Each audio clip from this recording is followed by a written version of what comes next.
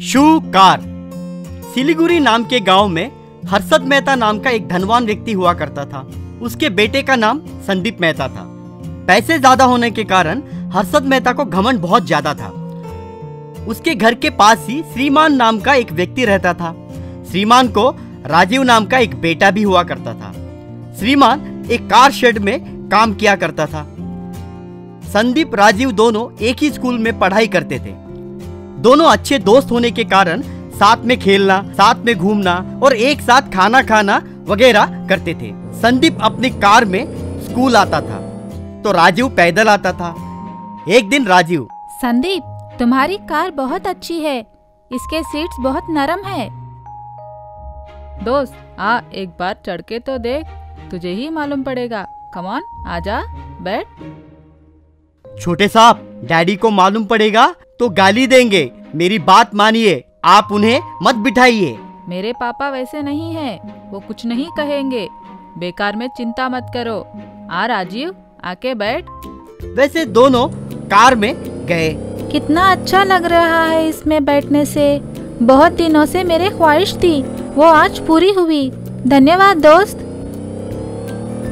घर में कार को देखकर हर्षद मेहता आग बबूला हुआ।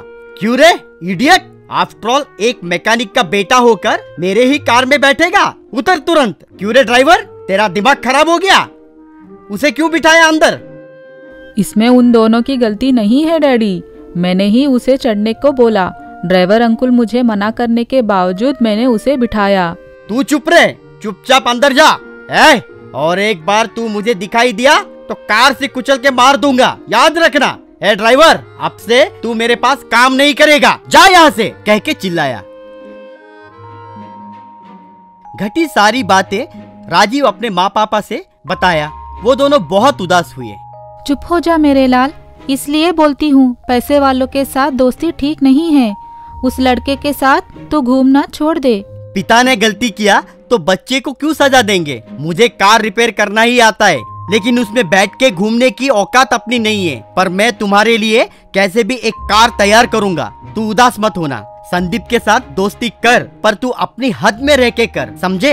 एक बार राजीव के लिए चप्पल खरीदने के लिए श्रीमान और राजीव दोनों चप्पल दुकान गए, पर वहाँ शॉप क्लोज्ड बोर्ड लिखा हुआ था। वहाँ पे खड़ा एक आदमी, क्यों भाई, यही शॉप के लिए आए? ये बंद करके चला गया। मैं इस दुकान का मालिक हूँ, अगर कोई दूसरा ग्राहक आएगा तो भाड़े में देने के लिए सोच रहा हूँ। उतने में वहाँ पे रहा एक बड़े शू के और उत्सुकता से राजीव देखने लगा। वो देखकर उस दुकान का मालिक, क्यों बेटा, उसके तरफ क्यों ऐसा ध्यान दे रहे हो? ये उन्हीं शॉप वाले का है, छोड़ के चले गए। तुम्हें अगर चाहिए तो ले लो। बहुत धन्यवाद जी। पापा, क्या इस शू के साथ कार तैयार कर सकते हैं? एक बार सोचिए।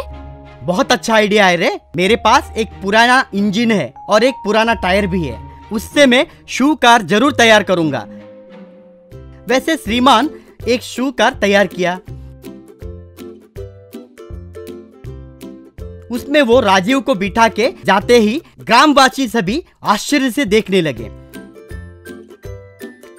रोज राजीव उसी कार में स्कूल जाया करता था, बाद में उसी कार से घर लौटता था। उस कार को देखकर बच्चे सभी खुशी खुशी तालियां बजाते थे। बाद में श्रीमान छोटे बच्चों को भी अपनी कार में बिठा के खुश होता था।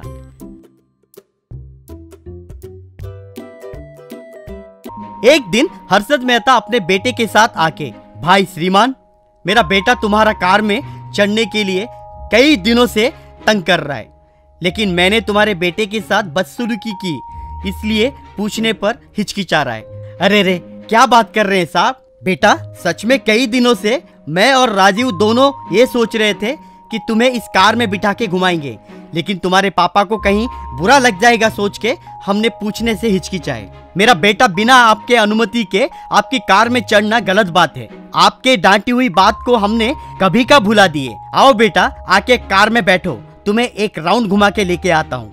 मुझे माफ करना श्रीमान, पैसा होने के कारण अहंकार ज्यादा हो गया था, मन मर्जी बहुत कुछ बोल दिया। छोटा बच्चा है, ध्यान न रखकर बहुत गालियां दे दिया। छोटे बच्चों को खुशी देने के लिए सिर्फ पैसे ही काफी नहीं होते हैं, अच्छी सोच रहना जरूरी है, कह के तुमने साबित कर दिया। I am really sorry Rajiv. वैसे हर दिन संदीप राजीव शू कार में ही स्कूल आया जाया करते। Car race. एक गांव में बेटिंग राजा नाम का एक लड़का था। वो ऐसा कोई विषय नहीं था जिसके ऊपर वो बेटिंग नहीं लगाता था। एक दिन वो अपने दोस्तों से, ये छोटे छोटे बेटिंग से गुजारा नहीं होता है रे, हमारे गांव में कार रेस लगाने के लिए सोच रहा हूँ। कार रेस बोले तो लोग कूद पड़ेंगे, टिकट भी वसूल कर सकते हैं, शर्त लगाने के लिए लोग अपने घर तक बेच देंगे, क्या बोलता है? कहा। लेकिन हमारे गांव में किसी के पास कार ही नहीं है ना? पूछा। वही तुझमें और मुझमें फर्क है, देखते रहो, कह के बोला। कुछ दिनों के बाद एक मैदान में ग्रेट विलेज कार रेस करके एक बहुत बड़ा बोर्ड लगाया गया। लोग कतार में खड़े होकर एंट्री टिकट खरीदे। उस रेस में भाग लेने के लिए अंदर लाइन में खड़े एक कचरे का ऑटो, एक वाटर टैंकर, मच्छर मारने की गाड़ी और जेसीबी था। लोग हैरान हो गए। राजा माइक पकड़कर, प्रिय मित्रों, चौंक गए ना? कार से रेस करवाना दुनिया भर चलता है, लेकिन हमारे गांव में जो हर रोज देखते हैं उन गाड़ियों के साथ रेस करवाना ही मेरी विशेषता है। आओ शर्त लगाओ, कचरे का ऑटो जीतेगा, वाटर टैंकर जीतेगा या धीरे से जाने वाला जेसीबी जीतेगा। ऐसे आपको तरह तरह के ऑप्शन हैं। आओ शर्त लगाओ, 100 लगाओगे तो 1000 आ सकता है और 1000 लगाओगे तो लाख, कह के चिल्लाया। लोग कचरे का ऑटो, मच्छर मारने का ऑटो आमतौर पे तेजी से जाएगा सोच के उसके ऊपर ही ज्यादा शर्त लगाए।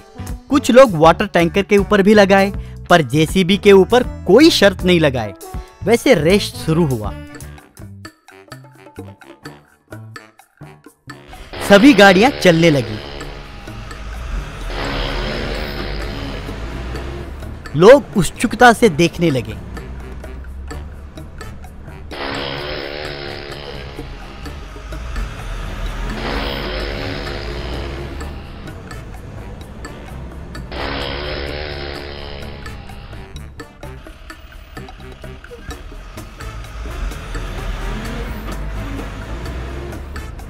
ऐसे कुछ दूर जाने के बाद कचरे का ऑटो और मच्छर का ऑटो जेसीबी को पार करके आगे निकल गए।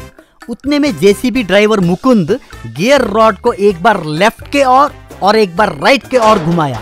जेसीबी के उस तरफ, जेसीबी के इस तरफ आने वाले कचरे का ऑटो, मच्छर का ऑटो दोनों को वो अपने हैंडल से उन्हें बाजू में कर दिया।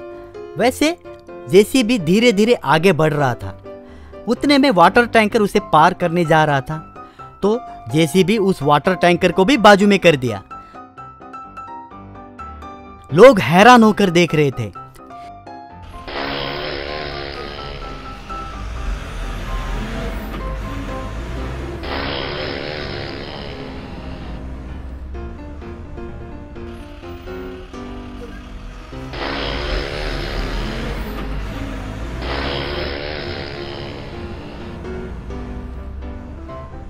जेसीबी अकेले ही आगे जाकर जीत की रेखा पार कर दिया।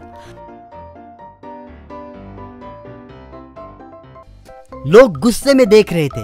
तभी बेटिंग राजा माइक में, देखा मेरे प्यारे मित्रों, जेसीबी को छोटी नजर से देखकर तुम लोग बहुत बड़ी गलती की। उसके ऊपर तुमने शर्त नहीं लगाया। वो कितना महान है अभी तो समझ में आया। फॉर्मूला 1 रेस में अगर जेसीबी को रख देने से कितना फायदा होगा अभी तो आपको मालूम हुआ ही होगा। कह के जब वो बोला, उतने में बेटिंग लगाए सारे लोग उसके चारों ओर जमा हो गए। क्या हुआ, डिसअपॉइंट हो गए? बेटर लक नेक्स्ट टाइम, कहा। तो सारे लोग मिलके उसे भरपूर पिटाई की और उसे ले जाकर पुलिस स्टेशन में डाल दी।